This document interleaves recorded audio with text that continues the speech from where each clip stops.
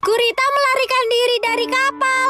Tunggu dulu. Kira-kira Gurita bisa keluar dari lubang kecil itu tidak ya guys? Yang pilih bisa komen ya. Yang suka hewan jangan lupa like dan subscribe. Gurita ini melarikan diri dari kapal nelayan. Pelan-pelan Gurita mencari lubang untuk bisa melewatnya. Di pojokan Gurita menemukan lubang, tetapi sepertinya lubangnya kecil guys. Tentakel satu demi satu dimasukkan ke dalam lubang tersebut. Dengan kerja keras melenturkan badan, akhirnya Gurita tersebut bisa keluar dan melarikan diri dari kapal nelayan guys. Hebat sekali kamu Gurita.